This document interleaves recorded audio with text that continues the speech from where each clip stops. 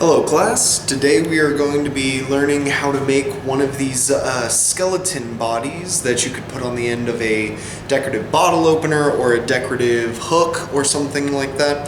I figured this would be a nice little video to put out since it's the week after Halloween.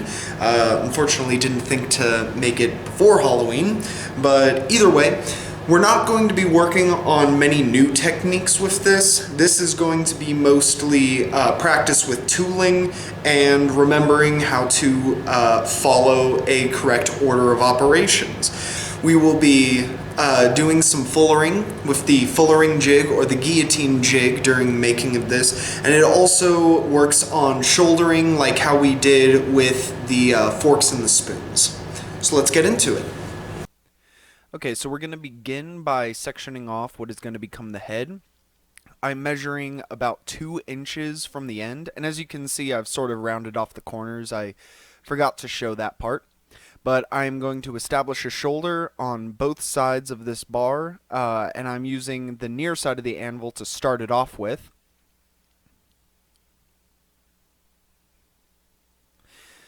And we are going to be using both sides of the anvil. Here the shoulder is not quite even, which is fine because it's going to get more even the longer that we work it. Knock down that little ridge, so instead of a distinct shoulder, it's more of a valley.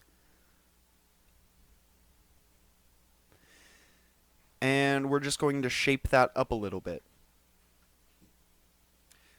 Now, we do want this to taper for about 1 inch, but we also want to leave about 1 inch of material at the end of the bar that has not been tapered hardly at all. Sorry for this being just a little bit out of center.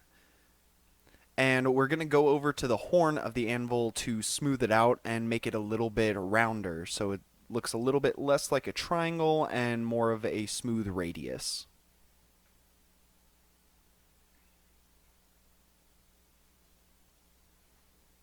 Now I'm going in with the fullering jig or the guillotine jig, whichever you happen to be using. I'm measuring 1 inch from the end and hammering it down. If your taper is long enough, this shouldn't be directly in the valley where your two original tapers meet. You want it a little bit above that point, and that will give the illusion of sort of a collarbone once the skeleton is fully done.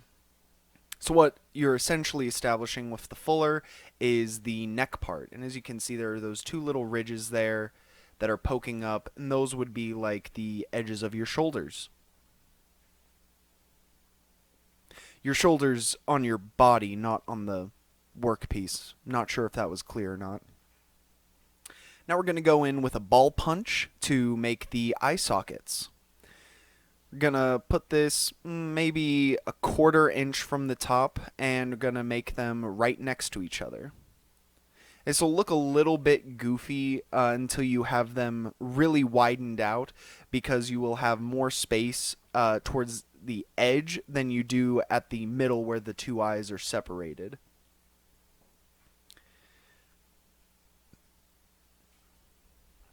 Now, much like with the bottle opener, it does take quite a bit of persistence to actually move enough steel with the ball punch to make it look like what you want. But you are essentially doing what you did with the bottle openers, where you will draw out the sides of this kind of like a lip. That will give it more of a skull shape rather than it just being a ovoid shape.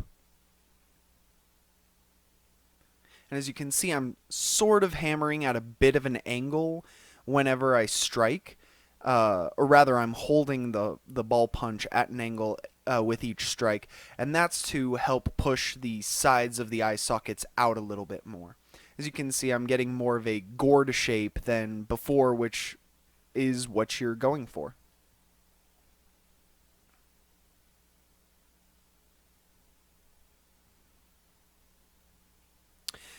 I'm going to be periodically brushing this just because as the scale builds up, it can get a little bit harder to see on the video what I'm doing with the fine details. Now we're going to switch to a chisel here to put in the mouth and the teeth. The mouth is just going to be a line straight across towards the bottom of the head.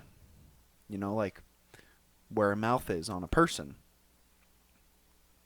And it is a little bit hard to tell in the video, but I am not laying the chisel flat down. I am trying to only use the very corner of it because I want these lines to be kind of short. If you laid the entire chisel down, obviously you would have a line that was the entire length of the chisel. It's a little bit easier to see there that I'm only using the very corner.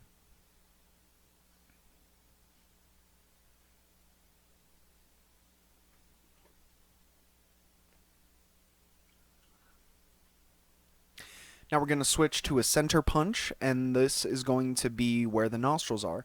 It's very, very hard to see in the video because of how bright everything is, but obviously I'm putting the nostrils just below the eyes and just above the mouth.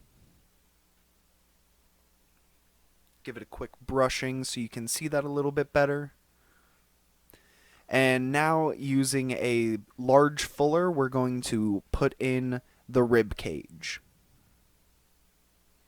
So we're going just below where we established that sort of collarbone shape earlier. And we are going to put one long fuller down the entire length of that taper.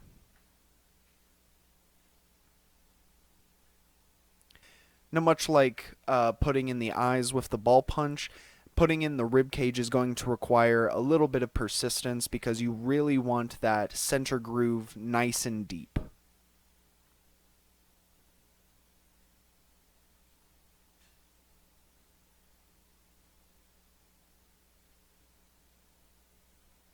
Now you may notice that I am lifting up the edge of it every time I am not taking a hit.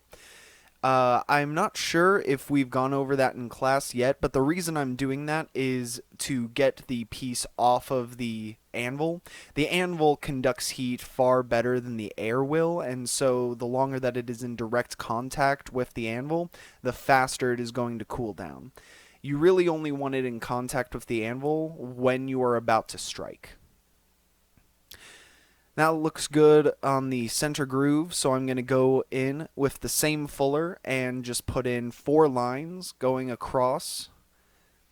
Now, I was thinking about this later, and I think you could get away with just setting the fuller the full length across the piece and hammering it in so that you only have to do this pass once.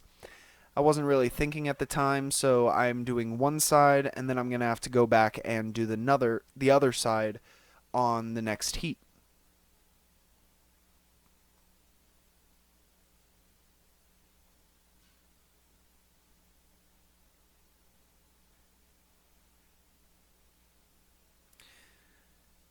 If you just lay the fuller the full length across, you won't have to worry about this because obviously it's going to be in a perfect line. But if you're doing it like I am, you have to be careful to make sure that the grooves on either end line up with one another so it doesn't look asymmetrical.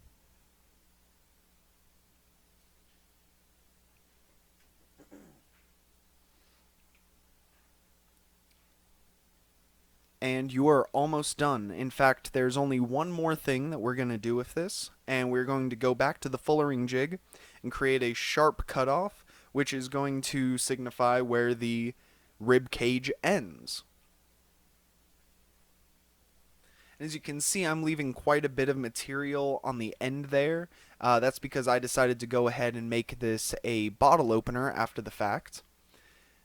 You can also see, as I'm doing this, how this particular fullering jig is not super good at hammering both sides evenly, which is why you have to periodically flip it over so that both sides get worked the same amount.